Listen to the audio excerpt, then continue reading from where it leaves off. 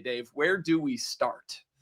Yeah, I just real quick, you're absolutely right. I feel like the trends hits right in the middle of everything, the initial reactions, and then by the time you get to the week of, everybody's talking about novelty props and all the promos and who scored a touchdown, and the parlays start rolling out. But yeah, right in the middle, everyone's like, well, what's happened in the past? What does it mean for the future? Sometimes it means nothing, sometimes it means everything. Some of these are very notable from a betting standpoint. Some of them are pure noise. Others are just deeper looks at the tendencies for teams that reach the big game and how they approach the game and how, what makes a team Super Bowl worthy, I guess. So you've probably seen some of these already, particularly the ones around the game lines, but there are some that are pretty unique to this particular matchup that we could take a look at, compare it to the Dimers data, and see if there is actually an edge in a trend or if it is just smoke screen, so to say. So let's look real quick at the lines. The spread, past 15 Super Bowls, underdogs are 10-5 against the spread, also on the money line.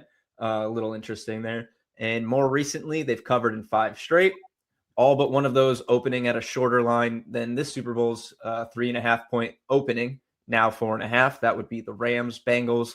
That was +4. Notably, this means that even when the favorites win, they struggle to cover. Not totally surprising. You would imagine that the two teams who get to the Super Bowl are evenly enough matched that the game should be close, is most of the time. I think it's safe to say, anybody who's watched Super Bowls in their entire lifetime. But the Dimers model does point to an early 60.3% probability for New England to cover the current 4.5, falling in line with that trend where the dogs come through. Favorite hasn't covered a pregame spread of 4 or more points since the Colts, who were -7 versus the Bears in Super Bowl 41. That stood out to me more than anything about the underdogs or recent trends, but that those larger spreads, which is interesting in this one because it didn't open that way. It moved to a larger number, which we see regularly is difficult for favorites to cover.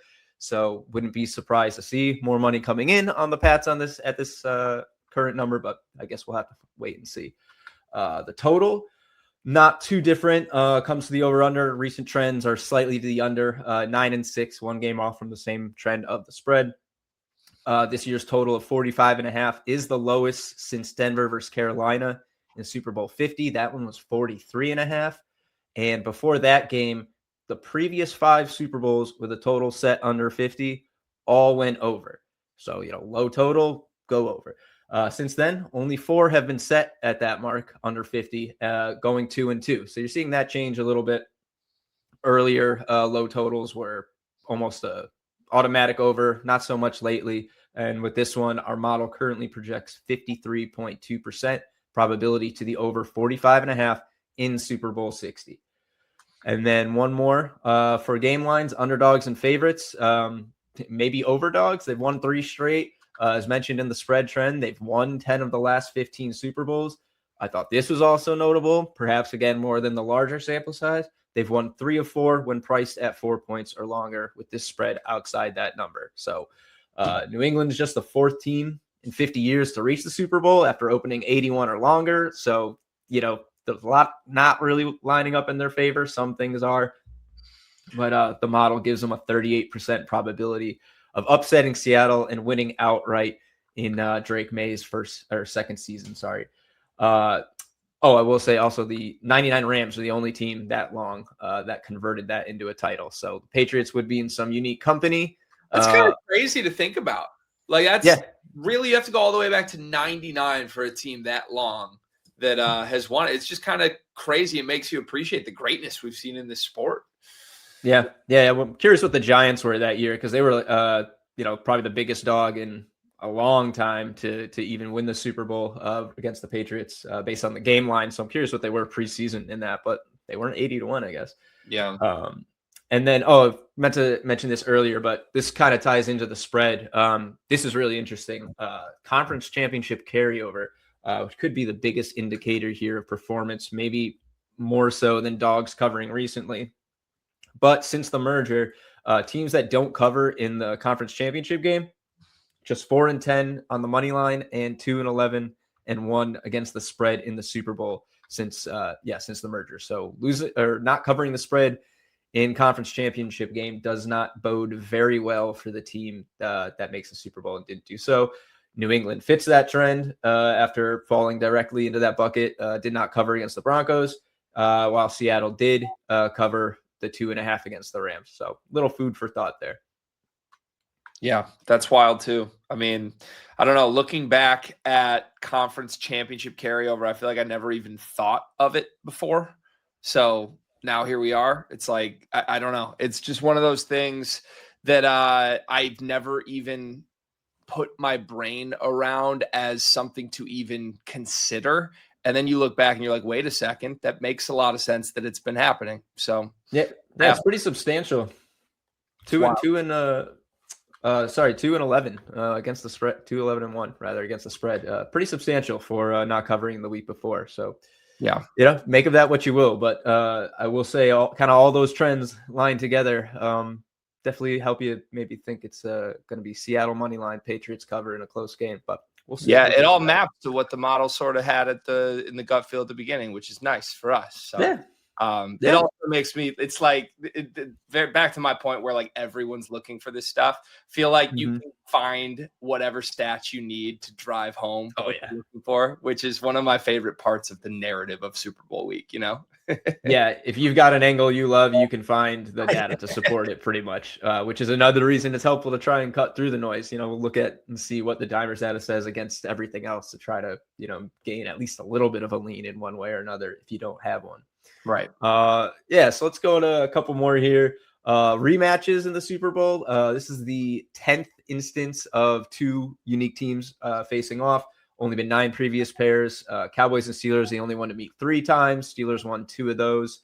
The teams that faced off twice, 3 of them managed to split the series. Washington and Miami, New England and Philadelphia, Kansas City and Philadelphia. Kind of funny that Philly's in 2 of those with some of the fewest Super Bowl appearances. And New England, notably in there with another chance to split or to sweep this series, rather. So they famously won versus the Seahawks on the late game Malcolm Butler interception. We'll see if the Seahawks can get their revenge and make another split series here.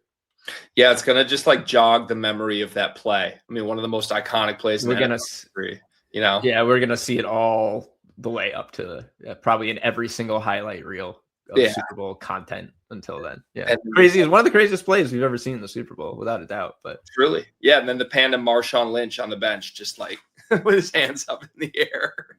I never get over it. Shout out to that producer. He was very, very ready for that. All right. And then just 2 more. These are more team and player based level trends. 2 really interesting ones, both very strongly in favor of Seattle.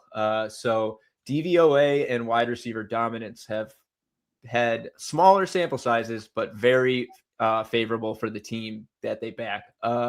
Seattle enters the Super Bowl as a DVOA absolute juggernaut. They led the NFL in total and defensive DVOA this year. Very impressive. Only 5 teams have pulled that off in the last 40 years. 4 of them went on to win.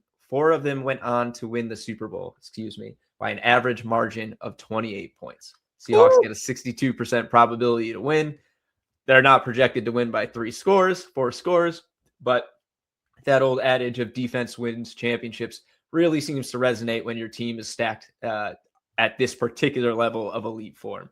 See, now I'm jumping in. I love you because you're not doing what I just criticized the trend finders of. You're bringing both sides. You're bringing historical accuracy to us right now. Even though there's trends that dictate the underdog is the side with value from us that our model shows, and maybe that can hit. No, wait a second. 4 times in history, this has been a dog walking when you've had a team this good. I do got to say, I am wrapping my brain around the idea that this Seattle team has just been a sleeping juggernaut all year. And I really do think it's that quarterback.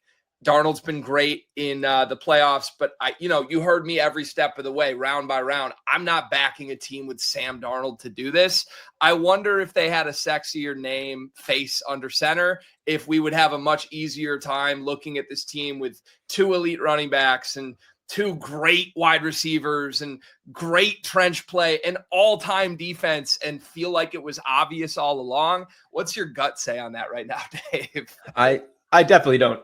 I don't disagree. I mean, there's definitely a hurdle to get over when you look at this team and you see how stacked they are. And then it's Sam Darnold. And it's more of a historical results thing than, whether or not the kid can actually play. He was definitely better than he got credit for a lot. He got stuck in some crummy situations. I mean, before last year, he was a backup for a few seasons. So it's kind of, we're just not really used to this scenario.